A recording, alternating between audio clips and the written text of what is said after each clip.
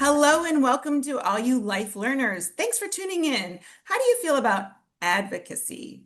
And are you thoroughly enjoying life? Well, we're trusting that this is very intriguing for you. Good day to our YouTube viewers and our audio listeners alike. Thanks and welcome to episode 310 of the Business of Life Masterclass podcast here in season 9. For listeners and viewers both, we are asking you to please think about the last time you had a challenge in your life. And what did you do and how did you move through it?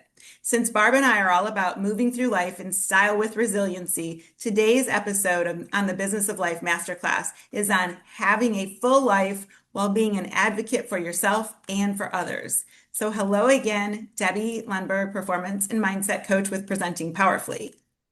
Zant here, media sales leader and founder of the lifestyle brand and blog, The Stay at Work Mom.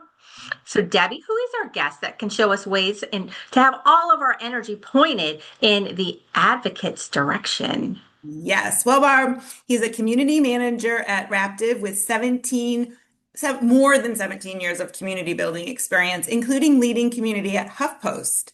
He is a stage 4 colorectal cancer survivor turned patient advocate. Incredible story there with leadership roles at Fight Colorectal Cancer and Man Up to Cancer. From that, he authored From Patient to Advocate, Turning Survivorship into Impact in March of 2026. So a recent release that we will put the link to. As a result, he is the thoughtful and energizing host of the Advocacy at Work podcast and Substack. Please welcome the advocate himself, Tim McDonald. Well, thank you so much, Debbie and Barb, for having me. I'm really looking forward to this. Well, thank you for being a guest today. We are excited to have you. What is one thing that is not in your bio that's interesting or cool? And this is just a tease. We will ask you a little bit about it at the end. Yes, and I think I have a really good one here. I was the first ever colorectal cancer patient to receive a liver from a non-directed living donor, a total stranger. And there's much more of a story there, but I'll just leave it at that. Wow. I can't wait to hear more on that. So, Tim, you are invited on the Business of Life Masterclass podcast for all of you, what you do in the community and how you encourage others as well. Since you have listened to our podcast, please share briefly what specifically made you want to be on the Business of Life Masterclass. You know, when I saw the format, it was just so unique and different from most other podcasts out there. But the thing that stood out to me was your follow through show that you guys do and actually take some of the stuff that you've learned. And so I'm like so excited to raise my hand and say yes as soon as Debbie asked me if I wanted to do this. I love that. And thank you for your insights there. Before we get into our podcast four, Debbie is going to ask you our podcast four questions. What's one thing that you are super excited about now as we're in third quarter for 2026? Yeah, well, it's really exciting because I just literally got back from DC and I was one of 12 people picked for a Cancer Nation Leadership Academy program. Wow. And my project really was looking to, help men dealing with cancer and survivorship here in the Tampa Bay area and maybe replicate that as a program beyond. So I'm like so excited to get this thing started. I know it's going to be a process, but really looking forward to getting that going. Wow. That is very exciting. And congratulations. Now that we're talking about what you're excited about, what's that one song that's your life's walk up music? What would that be? I would have to say Eye of the Tiger, and there's Ooh, much more of a story behind this. So I'll get into that a little bit later because it's going to tie in with my origin story of that one fact that nobody knows about me that you want to know more about later. Oh, all love it. right. Well, we've got a double tease on that. So congratulations, Tim, on being selected of those one of 12. And thanks for sharing that. So Eye of the Tiger, Barb and I both know that. I can hear it dun, dun, dun, dun. I can already hear it in my brain. So that's good. It's making me smile. All right, Tim, you know that we are moving into the Business of Life Masterclass podcast 4 that Barb mentioned. As you know, these are the 4 questions we ask every guest to answer for insights and inspiration. Are you ready? I am. I figured as much. All right, number 1, Tim, what time do you get up in the morning? And what is your specific morning routine that gets your day started right? Well, I am generally automatically up between 5:30 and 6. I cannot say I did that today, but today was the exception. Okay. But almost always between 5:30 and 6, doesn't matter where I'm at, what I'm doing. But typically what I do first after I get up, I'm very quiet because my wife usually isn't up first. I go downstairs. I scan my email. I know this is one thing that most successful people tell you never to do, but I just like getting all I'm like I don't like having any That's notifications. So I just okay. knock those out right away. Um, then I got to walk my dog. And that is Okay. non-negotiable because she won't let me forget to do that. But I love that walk because it really just clears my mind after if I saw something in an email or even if I just deleted it or something, if I just, if my brain was starting to go in a direction, that walk just kind of clears it a little bit with my Hmm. dog. And then I come back and I make my coffee and before I start my work though, I think the older I get, and my mom and my grandma both had Alzheimer's, so I am like very attuned to, memory loss as we get older. And I play the LinkedIn games every single morning. I'm on like a 500 and something day streak with those now, just to kind of keep my mind sharp before I get into my normal day. That's interesting because I just said to one of my clients, Tim, I said, I don't know how I have these puzzles over here. I've never noticed them. We were looking at LinkedIn, so I haven't done any of those. I'm sure Barb's going to have us with the puzzles. So, all right. So, thank you. Love it with walking your dog. So, you've got this great routine. What's something other than that, Tim, that you believe if other people were to do it, it would set them up for additional success? Sometimes Barb calls this the special sauce. Yeah, I think ask for help. I think that is one of the biggest lessons I've learned. But there's more importantly than just asking, you need to actually accept it. For Hmm. years I was the type of guy who just I wanted to help everybody do what they were doing, get involved and be part of what they were doing or what they needed help with. But when I was diagnosed with cancer, it kind of took the ability for me to do a lot of that away, just Hmm. because my energy and the fatigue and everything was not there. So, I really, I just let people show up and that it wasn't a weakness. I started realizing that it was actually became a strength when I started accepting the help. And I've learned how to, a lot of people say, like, I want to help you do this, but I've learned the difference between people who say, I have an idea for you to help yourself, and somebody who says, I can do this for you. And so I've learned the differences between different types of help, but really the value in learning to accept help, even if you're a giver yourself. Yes, you and I are on a similar page with that. That is the article that's coming out in August that I do every month is about the the ability. So many people have asked me, Tim, and they may have with you too, like, was it difficult to accept help? Is it challenging for you to see this? And I say, no, no, it wasn't. And they're like, well, it's hard for me. I'll say, you're making it hard for you. Yeah. It's you roll through life and you didn't do anything wrong. You happen to get this diagnosis and it drained you.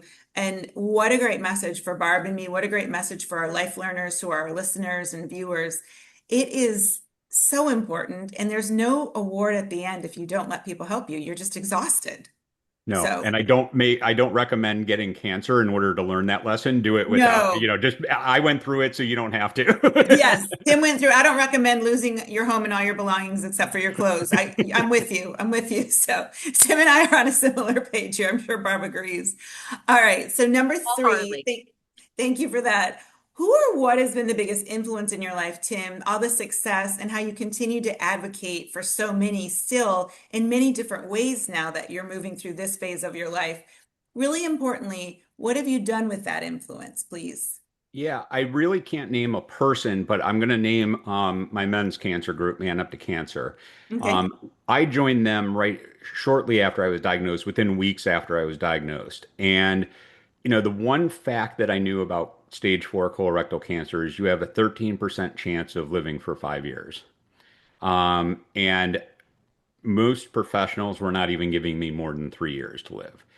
But in this group, I started seeing all these other men who were living beyond 5 years or getting to no evidence of disease with stage 4 colorectal cancer. And here I was hearing it was terminal and that I only had, that 13%. So what it really helped me focus on was not that 13%, but that I wasn't going to be part of the 87%, Yes. you know, Yes. and I could be one of the 13% that did that. And I think that that lesson is carried through with me today when I talk to other patients, when even in my own life, when I'm doing things that aren't advocacy related, I just think if the odds are overwhelming, it doesn't mean that it's a no. It's not going to happen. It just means that your work may be a little bit more difficult. Your challenges might be a little bit more difficult, but you can do hard things. Yes, you can. And you've proven it. And you're an example and an inspiration for so many of us. So thank you. What a great group, too, because I think sometimes men's group get a bad rap or we don't think about it. It's just these guys getting together, but men standing up to cancer because so often we've heard about women in particular breast cancer, and that's very important. Or you mentioned earlier about dementia and Alzheimer's. It's that if you can get that group, that tribe around you who has the belief, you become who you surround yourself with. So what a terrific with Man Up to Cancer. Thanks for Well, sharing that too. and I was just going to throw in, I know this is a little bit different, but I was going to say, I've never been with a group of men who meet for the first time and say, I love you and give each other hugs. And that Wow. is what we were about. That is inspirational. And if you can feel that love and hear that love, it reminds me of when my grandmother was at the end stage of her life and the caregivers would say love you to her and she would say love you back and I could see her smile when that happened. We want to feel seen and heard and the words I love you are so important. I give all of you guys huge kudos and hope that others listen and follow that. So, I've all had right. chills hearing your stories. So good. Well, Tim, while our series and ultimately the master classes that we've had and we will host in the future focus on the positive, and that is what we're about, and how to move forward in life like you have done so gracefully. From what you've experienced and observed, what is something that you wish people would stop doing because it's negative, and if they would remove that, it would move them forward in life? I thought about myself for this question. Don't wait until you feel ready. Stop Mm, doing that. Ready is a myth. And I didn't feel ready to be an advocate. I didn't feel ready to be an author, and I didn't feel ready to be standing in front of Congress, sharing my story. But if I waited until I felt qualified, none of where I'm at today would exist. And I think what holds most people back isn't ability, it's waiting for the permission slip that they're thinking somebody else needs to give them. that's powerful. So well said. All right, Tim. Wow. Thank you so much. I know that we have gotten a lot from you that is not only inspirational, it's different. We've had so many terrific guests, and it's nothing to slight them. We love hearing these things that are so different, and your perspective is. So we really appreciate what you're doing, that you're on the show, and that you continue to be an advocate. Thank Yes, you. thank you so much. Your ideas made me energized and inspired, and ready is a myth. I love that. Of Yes. course, Debbie, you know me so well. So, a couple of things that I wrote down that I'm excited to work with you on. I love the automatic up, the walk the dog. So, I've tried that off and on, and I'm in a new stage with an empty nester. So, I'm going to go back to a quick walk in the morning with my dog and the LinkedIn game. I love it. I haven't even seen it. I've never heard of it. I did a Wordle for a while, but I love the 500 day run on that, and leaning into our village and accepting help is such a good message. I loved everything that you said. Debbie, your list might look a little bit different, but I'd love to work on a few of these things for you. I What will. is I'll do I'm in this stage where I'm not able to run for a couple of weeks. And so the auto up is something I'm in a position I could do and we'll do this weekend. walk the dog. Daisy has been with friends as we're in this transition to get into the new place. So she will love that in the morning. Yeah. And the LinkedIn games, it was this Yes. week that I was in and I was sharing my screen to show someone what to do on LinkedIn. And I said, what is this? What is this over here? So I admit I was completely naive, had no idea. Will happily do that. And yes, the ready is a myth is terrific. And I just love the fact that, especially with my male clients, to remind them, my husband's fraternity brothers are like that, saying that they love each other and it's very natural and being around it for them, but it's not for so many. And it's a good question I can pose with clients and think, who have you shared your love with? It's Yeah. powerful. Yes. So, Tim, as we wrap up, we would love for you to elaborate on your story.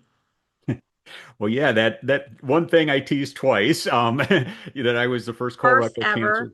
Yeah, that I was the first colorectal cancer patient to receive a liver from a non-directed living donor. Non-directed means a stranger. They didn't call for you. They just called to be a donor, and then the hospital made the connection. So somebody that I'd never met was giving up part of their liver for me, and there was nothing in it for them. But the morning of the surgery, because I got to know her before the surgery. I mean, that's a whole nother story that we can spend 10 minutes on, but I know we don't have that time. So, but the morning of the surgery, my wife, myself, her and her husband all came to the hospital together. They picked us up and drove us in. And we're walking down the hallway to the surgery room, and her husband starts playing Eye of the Tiger on his phone. And this is like at 4:30 in the morning. So, Oh, I got I mean, goosebumps. it I was did like, I mean, too. I was laughing, I was excited, I was crying. I mean, it was like all the emotion just flew over me when I got that when he started playing that song as I'm walking with his wife, down the hall. It's almost like you're getting married, but you're going to get a major surgery done on you. What a Wow. story. Yeah, that is quite the story. Literally, I wish this could go on all day, but we would love a final comment or a quick closing statement or even a mantra. Ready as a myth. We'd love another one of those. Well, I will give you another one, but I do love that one too.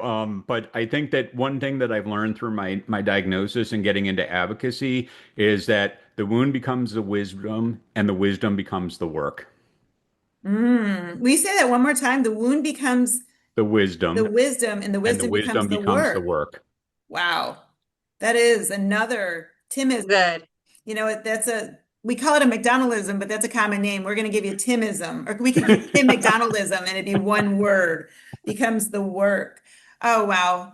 It's as a living kidney donor, and my husband is as well. And Tim, you were kind enough to have me on the show. What a great story about you and your donor. I mean, we have those wonderful experiences as you've talked about with Michael's recipient, and they're so generous. So that's how we got connected. And now you've connected so many of our listeners to so much more. So we are getting ready to sign off. Before we do, though, what is your walk-off mic drop music? That's not Eye of the Tiger No, it's that you not. would that you would play if you were walking off a stage. Um, I would play Three Little Birds by Bob Marley because every little thing's going to be all right. And it's basically Hmm. what I tell every patient I talk to.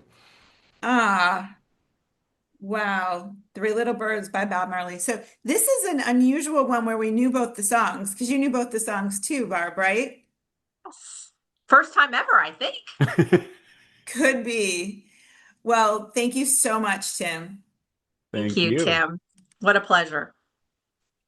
All right, listeners, you know that you can stay connected with Tim McDonald on LinkedIn. It's McDonald on LinkedIn and Facebook under his name and through his Substack, Advocacy at Work, and his podcast, Advocacy at Work. Great things on there, high energy, really interesting people who come on there to share their story and how advocacy can mean different things to different people. So please know it's not all about health related advocacy. You get a variety. Tim has a terrific list there. So similarly, you can follow Barb and me on Instagram and Facebook at the Business of Life Masterclass. Barb is the stay at work mom, and I'm Debbie. I am Debbie most places. I'm Debbie Lundberg on most social media, Debbie Lundberg Coach on TikTok. You liked the insights you heard today, and I know you did. Please rate us 5 stars. We are committed to providing you with 5-star guests and inspiration, just like Tim. Please provide feedback. We absolutely institute it right away. And stay tuned for our follow through show next week, where you learned how Debbie and I did implementing Tim's ideas.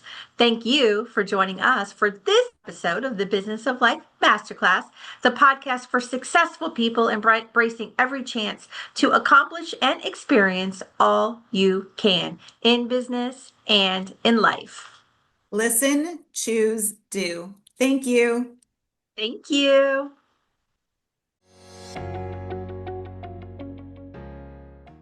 If you have ever thought, gosh, I'd like a collaborator, I wonder what else I could do, it's likely that the answer is a coach. Hi, I'm Debbie Lundberg, Performance and Mindset Coach with Presenting Powerfully. And if you would like confidential coaching to drive you to the next idea, the next role, or even to figure out your own brand, please reach out to us at Presenting Powerfully, 813-494-4438. Thank you.